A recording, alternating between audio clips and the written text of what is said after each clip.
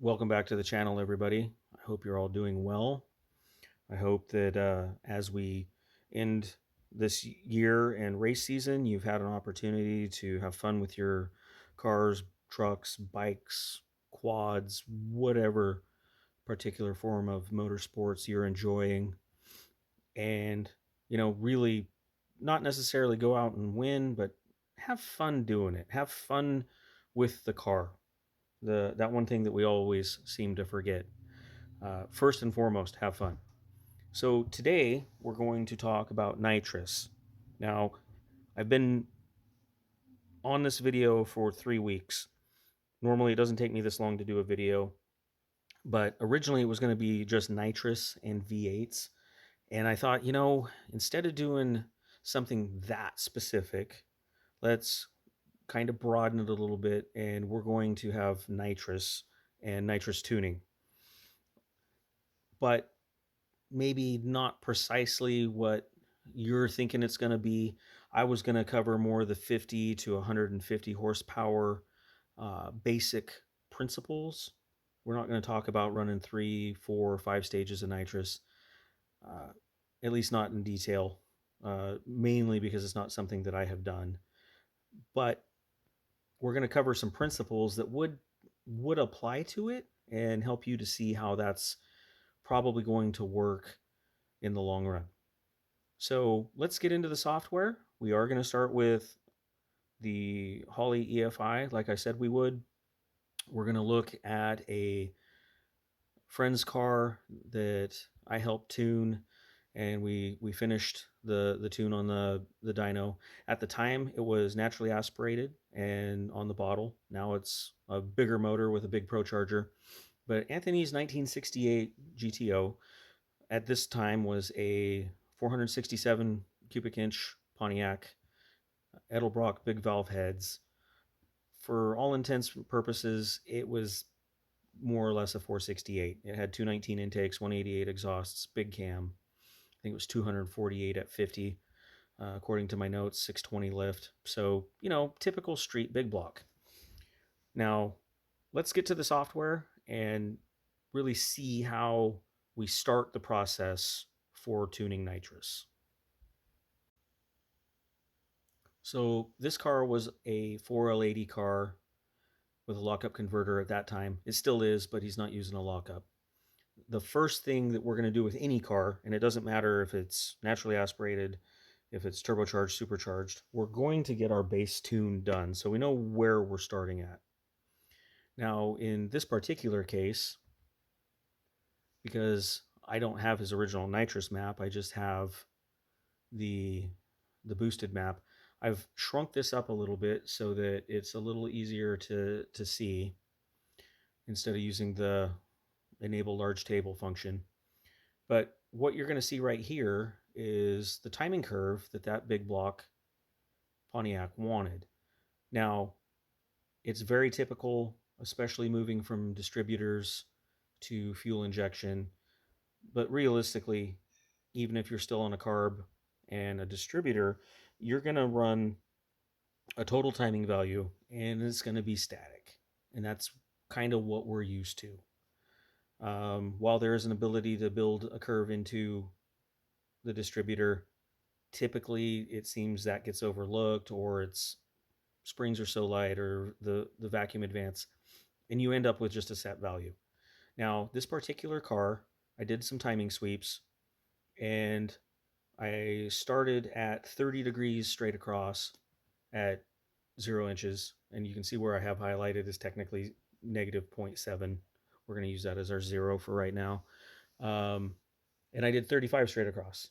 And the first thing that I learned, and I can't say that I was surprised, is that timing curve, well, or lack of, doesn't give you best torque and doesn't give you best power. You get really good torque, you get really good power, but you wouldn't get both at the same time. Reason is, the more advanced we run, we start heating up the combustion chamber because the burn has started sooner. And by the time we get up in the RPM, the combustion chamber temp is actually high, and we might be running into knock. We might be past MBT. Regardless, we're stalling the power. So as you can see at 2200, I started off about 30 degrees. It was a steady curve up, and that got me the best power. Now, while this isn't exactly what the curve ended up being, it is really, really close. It was 30 to 35. We're going to look at the dyno sheet here in a second so you can see how this worked out.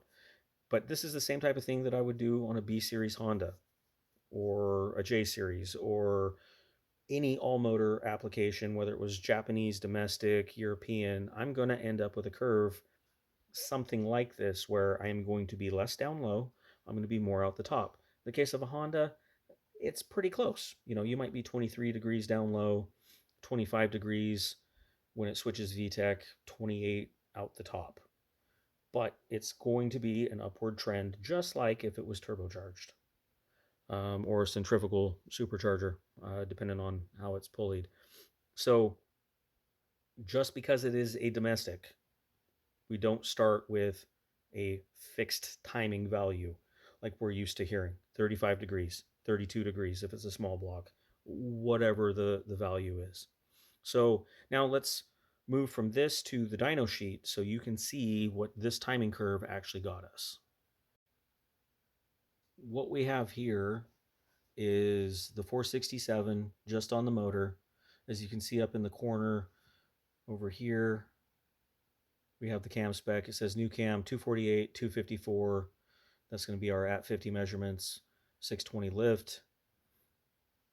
Through the auto, unlocked, we did 502 wheel, which was the goal at the time.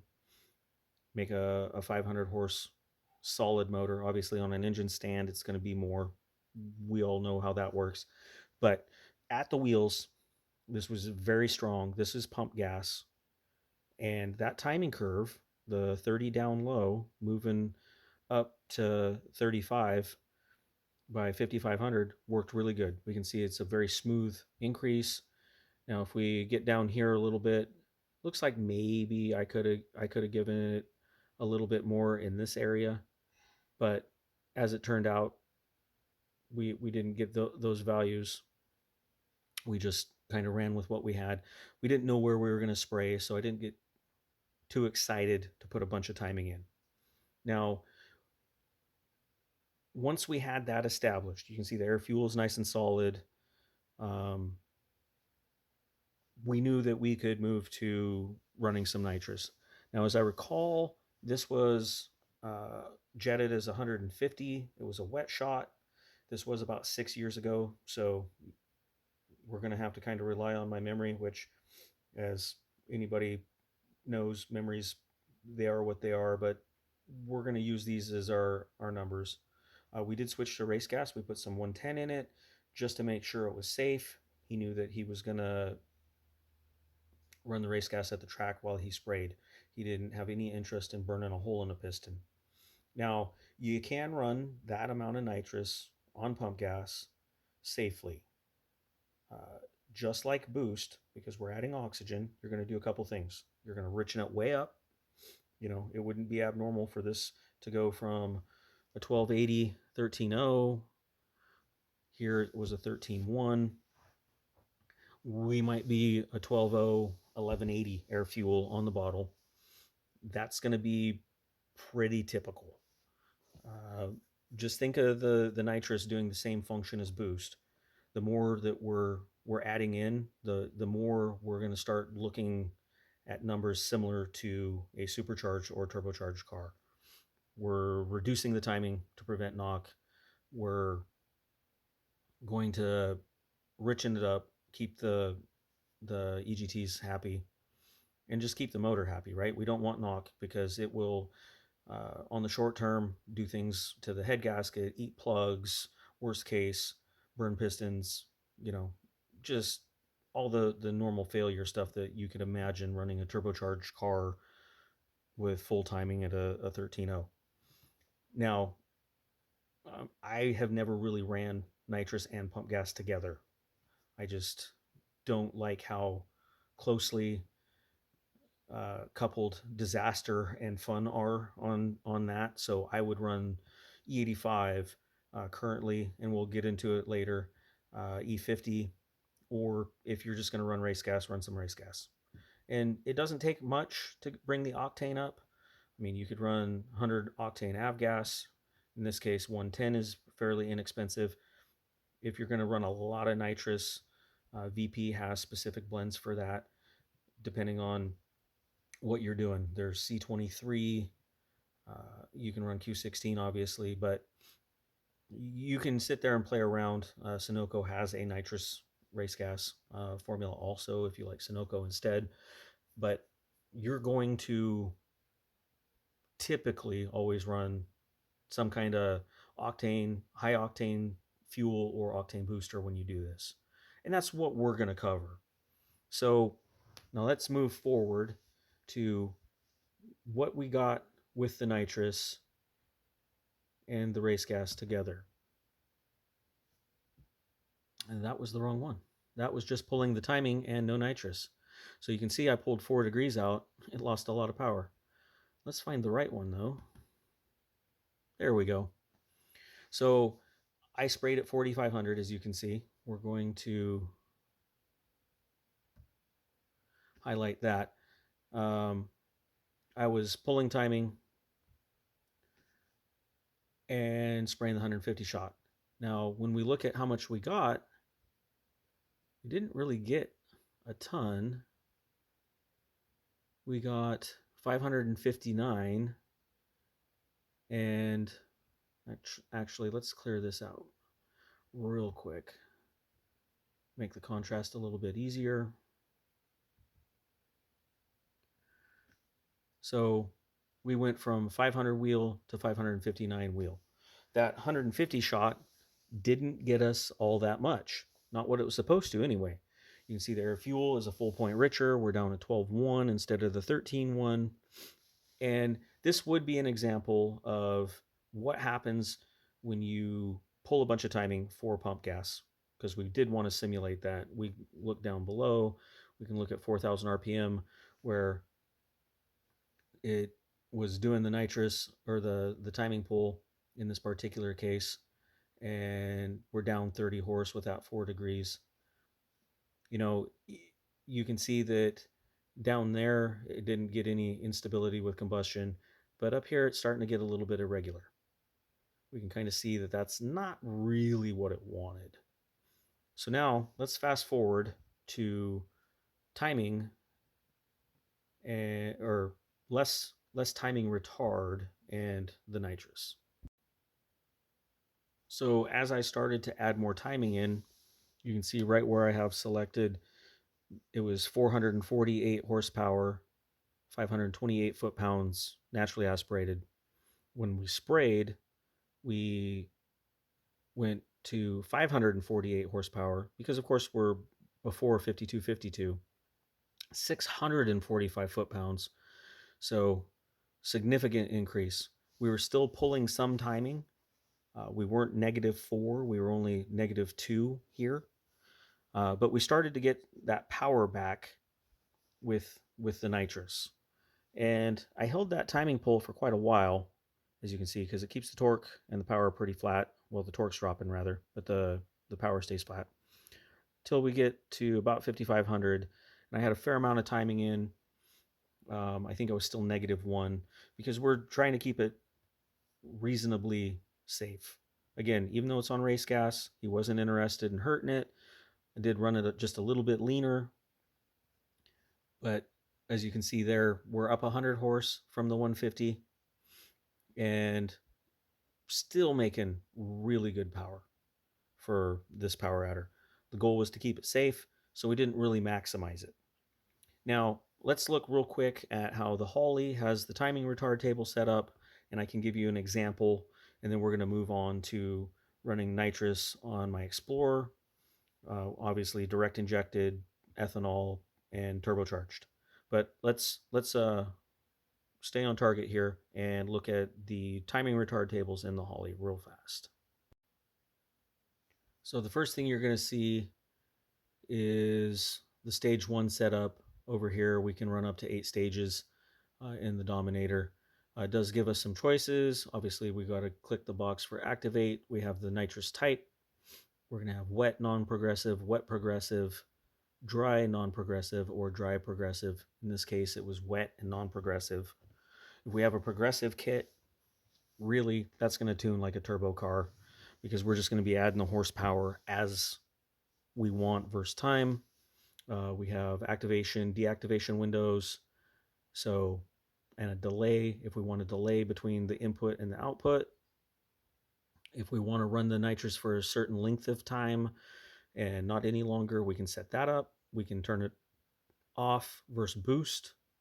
I used to do that on my Civic. I only used it to recover between shifts in that particular case. So above 24 pounds, I turn the nitrous back off and just run the turbo. We do have some choices in how we run the timing retard in the Holly software. We could run fixed timing. So we just drop it down a set amount.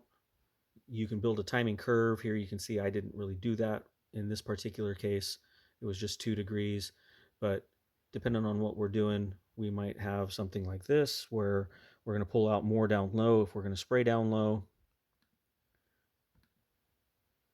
And then if I can remember how to make it work.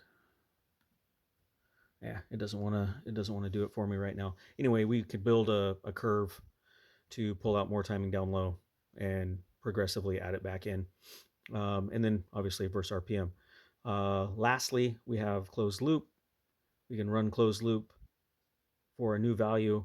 This will help the closed loop function of the ECU if you're using that, which you should be, to maintain the target with the wet system. Now, if it's a dry system, you would definitely want to do this because you don't have any other way to add fuel. The wet system, it'll just continue to trim. So this particular case, like I talked about, we did 11.8 air fuel. And really, that's it. It's pretty easy to set up. You can get more complicated. Not necessarily going to get into that. We're just going over the basics here. But as you can see, you can set this up however you want. We can go something like this. We'll run 5 degrees and then steadily start bringing it back. We can make our curve, but it gives us a way to tune it and keep it safe. Obviously, those timing retard values, they're going to pull off the main map. We know we can run more at high RPM. That's why I didn't do fixed timing in the case of Anthony's car. Just like you wouldn't do a fixed timing retard for the most part in a turbocharged car. Long gone are the days of just doing 3 degrees per pound of boost or 1 degree per pound of boost, right? We know we can move that target around. Same thing here. We're gonna fine tune for the values. Okay, now that we have that done, let's switch to the Explorer. We're gonna do the same thing, show what it was before the nitrous, show what it was after the nitrous, and kind of show in that particular case some of the weird quirks of nitrous and direct injection. What we're looking at now is dyno sheet from last year of my 2020 Explorer ST. As you may know from watching, I have custom 42 millimeter turbos, which is just a compressor wheel only upgrade. I have an AFE momentum intake box. I have FinFab downpipes that we modified and put boost cutouts on, Borla Type S exhaust. The engine itself is stock. And then I run E50. It had, at this time, XDI injectors, XDI 25% fuel pump. So off the bottle, normal timing for the torque request. It made 575, 598. Decent, plenty of fun. Where do you start with a direct injected turbocharged engine? If you Google, there is definitely not that much information out there. Not that I found anyway. I knew lots of people were doing it, but most of the people that were doing it already had added port injection and were tuning the car more like a port injected motor.